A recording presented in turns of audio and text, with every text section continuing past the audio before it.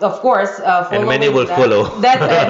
That's it. Following that, of course, there will be like a lot of other opportunities. So Yeah. probably you can share like some two or three other international opportunities given to you after that. Okay, so 1 year after that, in 2003, I had the opportunity to go to the Netherlands Oh, to okay. pursue my master's degree.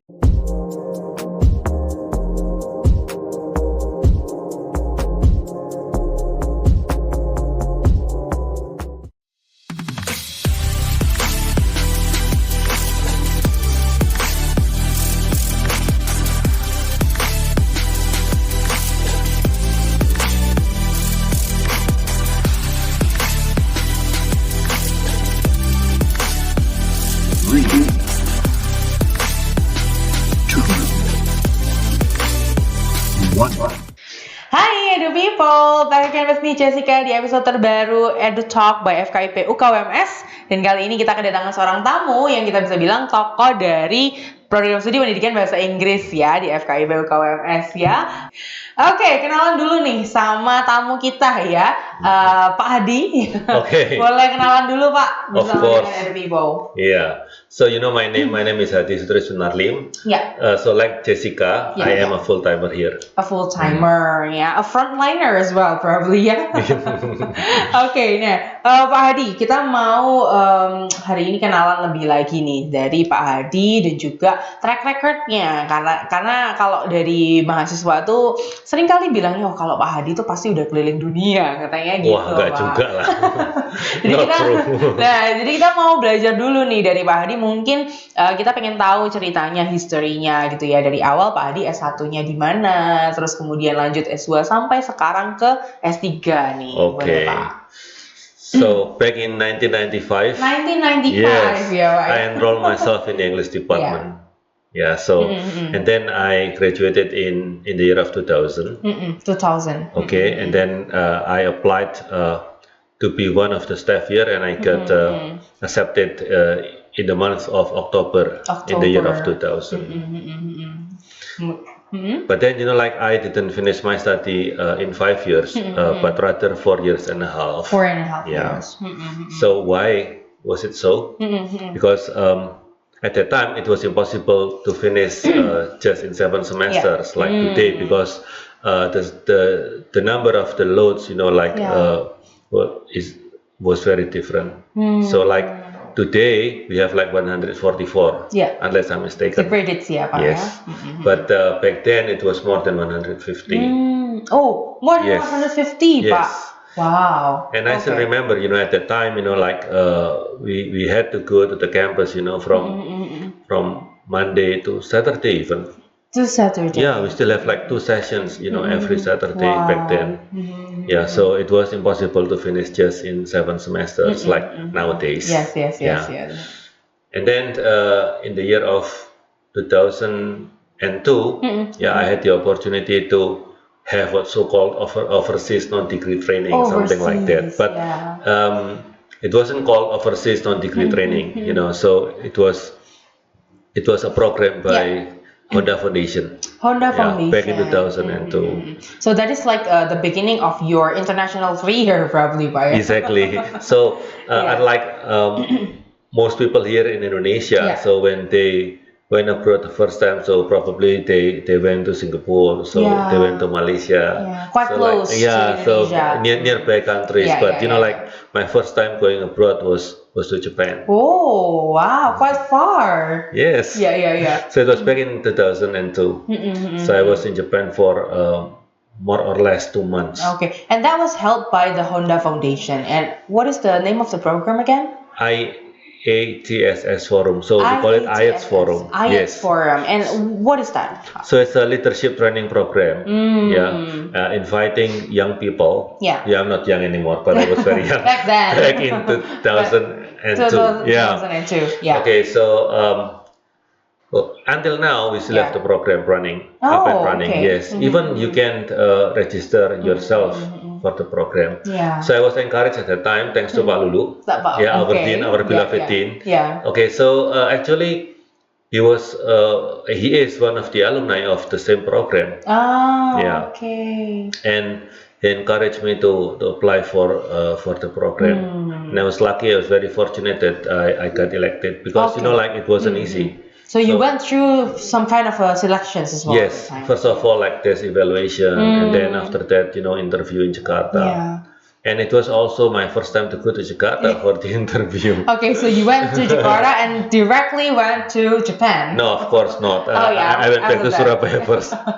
Okay, so how many people were joining? Every Southeast Asian country, like 2 people got selected. 4 actually, 4 people every year. And then we went into batches. Okay, so in my batch, so my friend and I.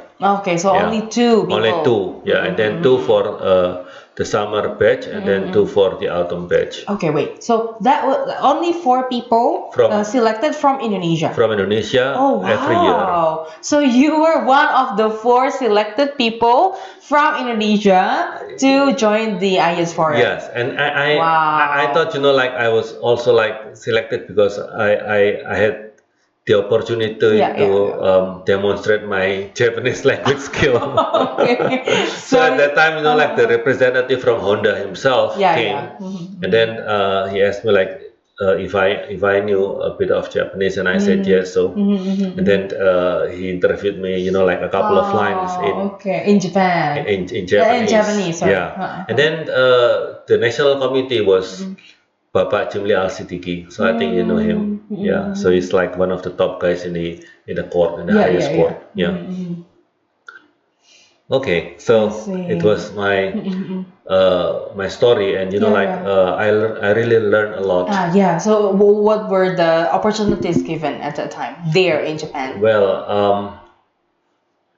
a lot actually, because we had classes, we had seminar, we had study tour, we had interviews. And then we had site visits. We also went to a lot of cultural places. And how long was it again? 2 months. 2 months. But actually, it was 1 month inside, and then 1 month, full of study tour. So it was I have seen basically almost all Japan except except the most North Island. I see. Yeah. So they didn't only give you the indoor activities, but also outdoor activities. Exactly. And everything was covered. Yeah, everything was covered. Wow. Yeah. Okay, so even the program finance me, for entrance tickets as long as it has cultural values. I see. But of course, if I went to the movies, it was on me. But who wanted to go to the movies in Japan? Well, I chose to go to fortresses. So many other places that have to be visited. Yeah, exactly. Other than the movies. And I was very happy because I had the opportunity also to use my language, my Japanese. Yeah. And that was the first event, right? The first overseas event. The first. Then, of course, and many will follow. That's it.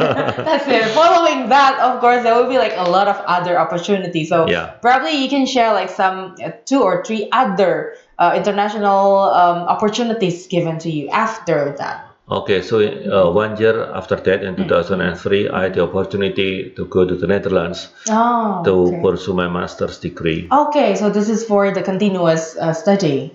Yeah, so this is for a degree. So degree program. So the one to Japan was not a degree program. Yeah. And then I pursued my study in Groningen Universiteit. Okay. What is it again, Pak? Groningen Universiteit. Groningen, okay. Or the University of Groningen, or Groningen University. Groningen University. Exactly. So I was there. I finished my study in 1 year and so. So that was another different experiences, of course, right? Yes. So Groningen is a city in the north. Yeah. So the biggest city in the north of the country, and I also had the opportunity to use my Dutch there. Okay.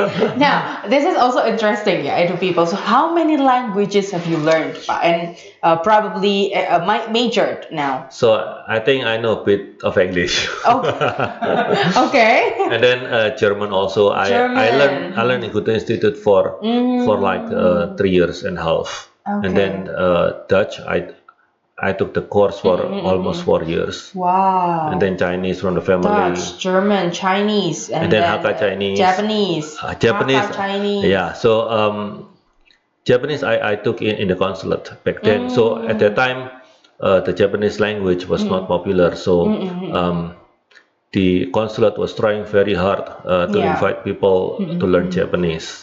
Okay, so by giving courses with very low tuition. And I was lucky because like I got selected because there was like a selection process, writing hiragana and katakana at that time. Yeah. So I was able, like my friends, like were able to finish also the test, just as well. But I did, the test faster, so I got selected. So probably it was that. Oh, I see. Okay, and then Dutch, I learned in Yayasan Caraka Mulia. So it is like Erasmus Hoys in Indonesian version. Yeah, Indonesian representative of the Erasmus Hoys. I see. And then out of those languages, are probably we go back a little bit. This might be out of the topic. Yeah. So why do you like learning languages so much? Like a lot of languages, more than 3 even. Well, actually, I was motivated by people whom I met. Like I was very much motivated to learn Chinese because like many people in the circle speak Chinese, so I have to understand. Otherwise, like it's gonna be difficult to talk to the elderly. So the main reason is actually so that you can communicate with the others as well in whatever place you're in. Probably not to be able to join the conversation, but to be able to know what they are talking about. So I think like that is like the very minimum. Yeah, so there will be no chance of other people talking back to you in other languages that you don't understand. Yeah, probably they're not going. They wouldn't be talking something bad about me, but like it will be like clueless, like to know nothing when people I get the idea. were talking. And then Dutch because my dad's friend was married to a Dutchman, and then he was very kind and he was a very nice guy. Like he came to Indonesia, he came to Surabaya to visit us, and then he invited me to go to the Netherlands and to go and see him. And I had the opportunity to go and see him. Oh wow! Wow! Another international opportunity. Yeah, and German. Why I was motivated to learn German because when I was in senior high school, I already gave like courses to my friends who were not who were less able than me in languages. So you gave course to them. Yeah. So I taught my friends. I taught my friends, and then like those female friends, even give me money. Because because like. Well, if you want to learn, just come to me. No, I don't want to come to your house. You just come to us. We are going to pay you. So starting from senior high school. Yeah, and then like we also had this German class. But very limited. But then I decided, like I think this language is interesting. I thought, so I took the course in Kyoto Institute. Back then. It was very cheap as well because it was like so much sponsored by the government. But right now probably it is quite costly. I see. And okay, now getting back to your study, right? So you finished your study in S1 in bachelor degree in our study program, and then the master's degree in Groningen, and then now you are pursuing your doctoral degree in Surabaya State University. But before that, I had the opportunity to also go to Canada and Taiwan, and also to the Philippines. And the other countries are the people. Yeah, but when I went to Canada, like it was like the longest trip I have ever taken in my life until today. That's only the travel. 24 hours really. So it's like it was like magic because I left Surabaya Sunday 10 in the morning, and then I arrived in Vancouver also at 10 Sunday in the morning. 24 hours. 24 That's hours. not even 12 hours, but 24. one whole day. Yeah. Okay. Now, what makes it different, studying or taking opportunities to study abroad compared to when you were studying in Indonesia? So, well, academic wise, I should Yeah. say it's the same or similar, because what is going on abroad, Yeah. we can always learn here. Because you see, like there are seminars, and our lecturers become speakers in seminars. Our lecturers also join seminars, join training. I think Yeah. our knowledge is also updated, very much the same way as international lecturers. Okay, so academic wise, I should say similar, but then experience wise, well, I think that is the biggest difference.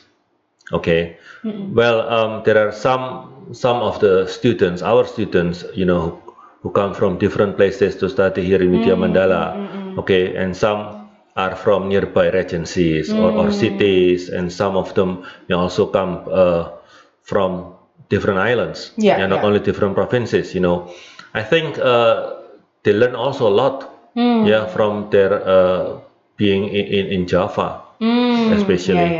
Okay, so well, the farther the place we come from, I think it's likely that we will learn more things. Well, I should say like in the form of culture shocks most of the time. Yeah, but actually that is something that makes us, like person of the world, like the citizen of the world, something like that. Because like almost everywhere you get the experiences, you get the cultures as well. Yeah, and we can understand people better. So I think that is the beauty of traveling. It's not just about sightseeing. It's not just about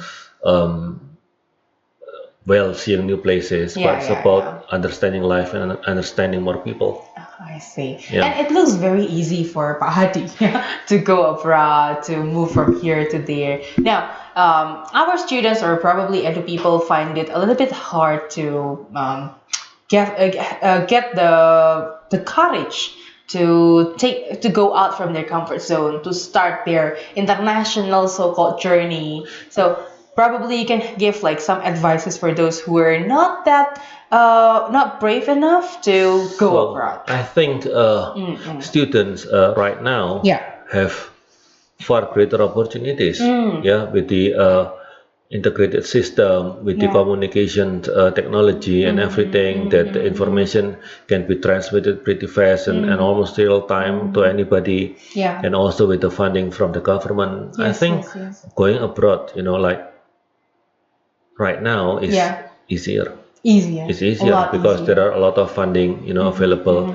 as long as you care to sweat, a little bit. And also the importance of reading the information, or looking for the information, because probably there are some people or some students who are not that eager to find information, even though the information is accessible about any international programs. If you want to go and have the experience without spending like your own pocket money, so go for it, because well, even you have the money to go to those places yourself, but the experiences will be different, because when you go on your own, and you go there for studying, so it's different. And then when you go there, you explore everything on your own. But then if you join a tour, you just see the places, you don't actually meet the people, you don't actually get in touch with the culture. It's different. It's like a whole different dimension. There will be a little more interactions, with exactly, and then so it's different, like being like joining a tour, or being in a country for studying. So can we say that among all of the international journeys or trips that you had, you spent almost zero? Exactly. Almost zero. Almost zero. Right. So and some like when I was in the Netherlands, some friends I know very well, like they save their money, but I didn't save my money, because I use my money for traveling, because I like it was like an opportunity that will probably never come back. And I'm right, because like when you are young, probably you have the time, but you don't have the money. Later you have the money, but you don't have the time. Or later you have the time, but you do not have the energy. You have the time, the money, Okay. and you don't have the energy because you're growing old. So not only growing old, but having like more concerns. more concern, more commitment, Yeah, because yeah. later, like all of you will get married and then you will have kids. I think traveling for traveling to far places, it's like not that convenient anymore. I see. Okay. That was a very widening and awakening story, yeah, from Pak Hady with all of the international journeys that he have already had. Now, Pak, can you give like a final words or advice for all of the Edu people here watching us?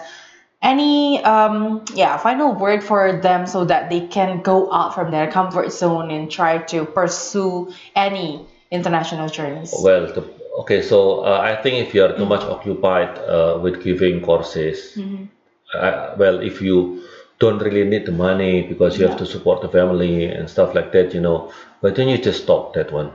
I mean, you don't have to completely stop, but try to reduce, try to get other experiences other than just making money from teaching.